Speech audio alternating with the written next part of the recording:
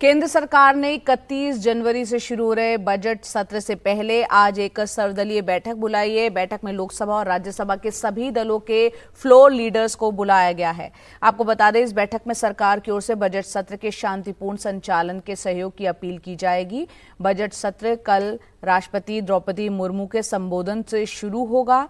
फरवरी 1 को वित्त मंत्री निर्मला सीतारमण अंतरिम बजट पेश करेंगी।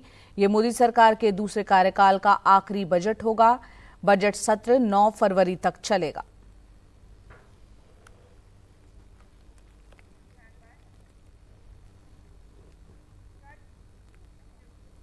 वित्त मंत्री निर्मला सीतारमण ने बजट 2023 में प्रधानमंत्री आवास योजना के तहत कच्चे घरों में रह रहे गरीब परिवारों के लिए पक्के घरों के निर्माण के लिए आवंटित राशि 66% से बढ़ाकर 79,000 करोड़ कर दी थी। इसके साथ ही ग्रामीण इलाकों में गरीब परिवारों के लिए घरों के निर्माण के लिए तय टारगेट को हासिल करने का काम जारी है। आइए देखते हैं पश्चिमी उत्तर प्रदेश के मोदी नगर से हमारे सहयोगी हिमांशु शेखर की ये रिपोर्ट।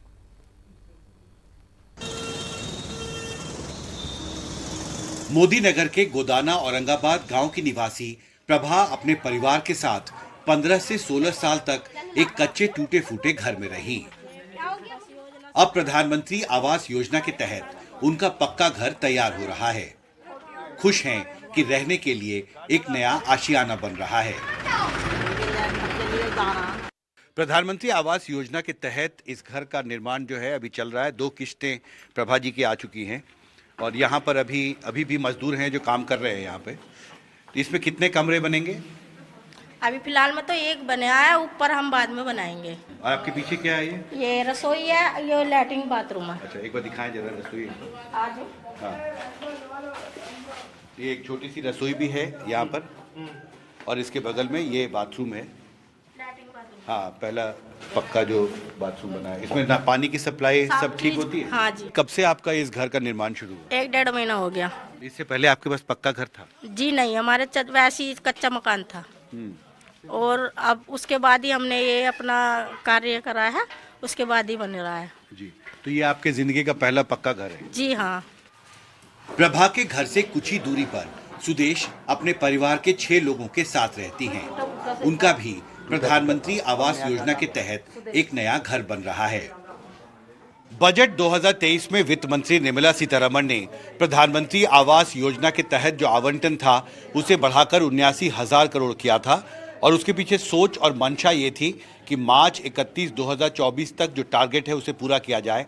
और इसके तहत आवंटन बढ़ाने के साथ ही काम भी जो है नए घरों के निर्माण का गाँवों में बहुत तेज़ी से शुरू हुआ है। औरंगाबाद गोदाना गाँव में ऐसे करीब 50 घर हैं जहां पर अभी निर्माण कार्य चल रहा है। मेरे साथ सुदेश जी हैं जो पिछले कई दशक से इस गांव में रह रही हैं। कब से शुरू हुआ काम इस पर? दिसंबर से। दिसंबर 2023। तो ऐसा घर पहले था आपके पास? जी नहीं, कड़ी पड़ी हुई थी, वो टूटी हुई थी हमारी। हाँ। बस ऐसे था जी। तो टूटे हुए घर की जगह अब अपना एक नया पक्का घर हो गया। नया पक्का हो गया। सारे पैसे जो मिलने थे इस योजना के तहत वो मिल गए आपको? नहीं, 2 किस्त मिली है जी। दरअसल बजट 2023 में शहरी और ग्रामीण इलाकों में गरीबों के लिए नए घरों के निर्माण के लिए आवंटन बढ़ाने के फैसले के बाद उनके निर्माण में तेजी आई है। एनडीटीवी को मोदी नगर इलाके में कई घर मिले जिनका निर्माण चल रहा है। अच्छा, ये दूसरे का घर। चंद्रावती और उनका परिवार करीब 55 साल तक एक कच्चे घर में रह रहा था। चंद्रावती जी, आपके परिवार में कितने लोग हैं? मैं 8 लोग हैं। ये घर किसके नाम पर है? ये अब तो मेरे नाम पे है, सिकंदरवती। तो कब तक पूरा हो जाएगा? एक कमरा बनेगा, ये मतलब एक बच्चे का हो जाएगा। लगभग 50-60 के करीब मकानों पर कार्य चल रहा है जो कि मतलब संपूर्ण होने वाले हैं। संपूर्ण होने वाले? हाँ जी। तो ये काम मतलब पिछले 1 साल में हुआ है? पिछले 1 साल में जो हमारा एक क्षेत्र गांव का नगर पालिका में आ गया उसमें ज़्यादा काम हो रहा है। ज़्यादा काम हो रहा है। तो इसमें आवेदक कौन लोग हैं?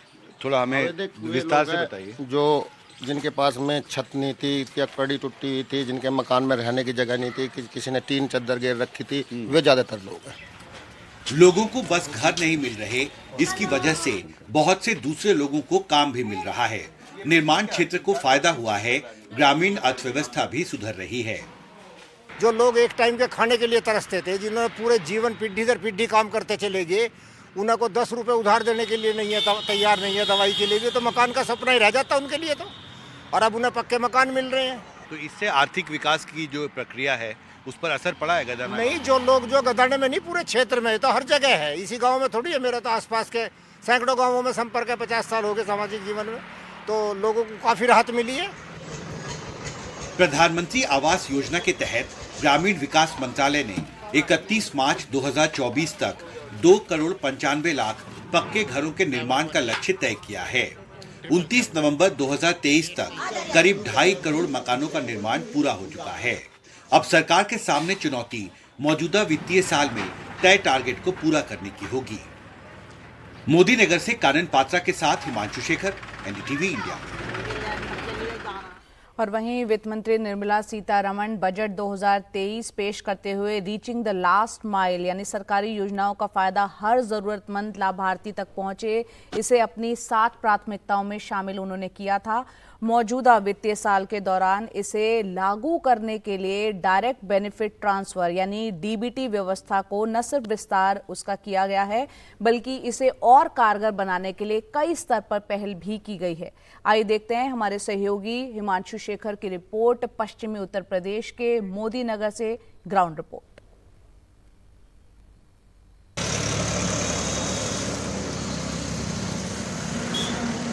मोदी नगर इलाके में गदाना गांव के किसान ओमपाल सिंह कहते हैं, पिछले कुछ महीनों में खाद की कीमतें बढ़ी हैं, लेकिन प्रधानमंत्री किसान सम्मान निधि यानी पीएम किसान योजना के तहत मिलने वाली सहायता राशि से बोझ कुछ कम हुआ है।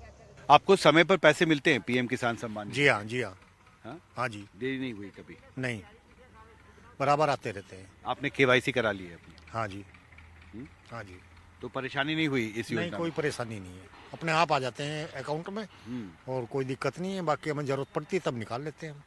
जरूरत निकालते हैं। हाँ जी। पर आपके जैसे जो किसान हैं उनके जीवन पर क्या असर पड़ा है, ये जो सपोर्ट जो मिलता है फाइनेंशियल सपोर्ट? इससे लोगों को हेल्प मिलती है जी, बीज में, खाद में, टाइम पे अपना उनकी फसल बूझ जाती है, टाइम पे अपना खाद लग जाता है उनका, तो उनको बड़ा अच्छा मतलब प्रोग्रेस हुई है उनकी भी। नए किसानों को जोड़ा गया है इस योजना में आपके गाँव में? जी जी। तो अभी भी किसान आवेदन कर रहे हैं इस योजना में? हाँ जी, हाँ जी।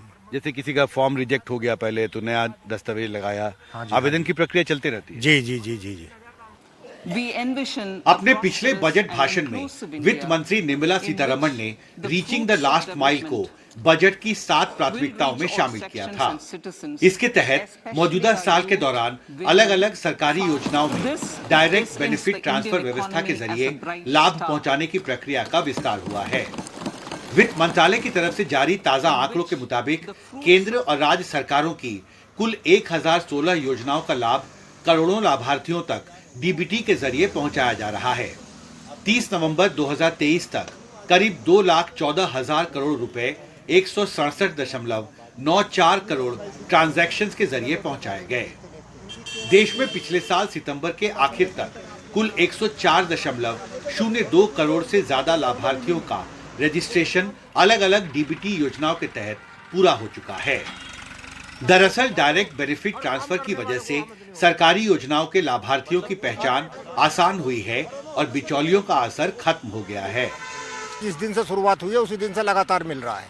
लगातार हाँ, बीच में एक आध दफे अगर दिक्कत हुई है तो वो कहीं केवाईसी में कमी रह गई या कहीं कागजों में कमी रहेगी। जैसे जॉइंट अकाउंट खुले हुए हैं और जॉइंट अकाउंट में पहला नाम जो जिसे मिलनी है सम्मान निधि उसका नाम नहीं है, तो उसमें दिक्कत आई थी।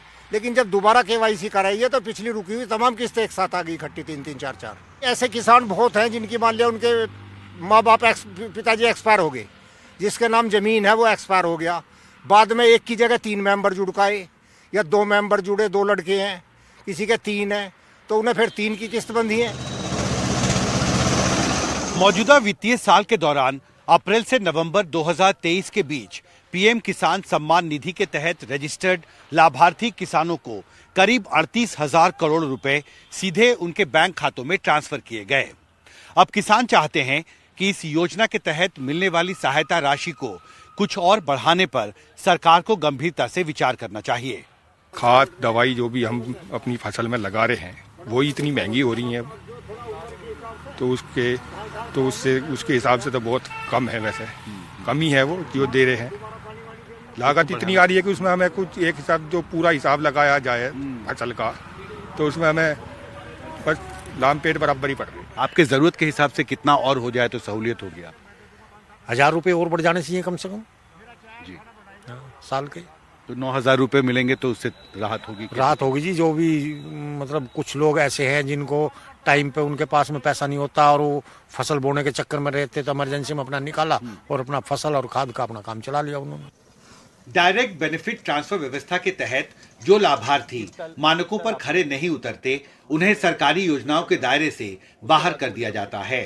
मोदी नगर के संदीप दहिया इसके एक उदाहरण हैं। पीएम किसान योजना जो 2000 रुपए की किस्त थी, ये 2020 में स्टार्टिंग हुई थी इनकी बीजेपी की। उसके बाद मेरे को 20 में 21 में आया मेरे को ये कुछ मतलब 2,000 रुपए की 3 से 4 किस्त आई। फिर मेरी जॉब कंटिन्यू करी थी मैंने 2021 अप्रैल में।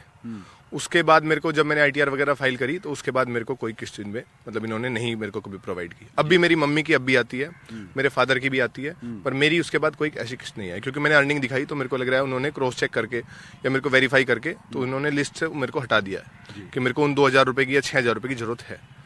ओके, तो इसका मतलब है कि जब आप टैक्स पे करने लगे तो उसके बाद से आपका किस्त आना बंद हो गया? बिल्कुल सर, मेरी उसके बाद से जब से आईटीआर फाइल करी तो उसके बाद से मेरे को कोई ऐसी किस्त गवर्नमेंट से प्रोवाइड नहीं हुई। जाहिर है डायरेक्ट बेनिफिट ट्रांसफर व्यवस्था के विस्तार से सरकारी योजनाओं पर अमल बेहतर हुआ है और पारदर्शी भी। मोदी नगर के गदाना गांव से कैमरा पर्सन सुधीश राम के साथ हिमांशु शेखर, एनडीटीवी इंडिया।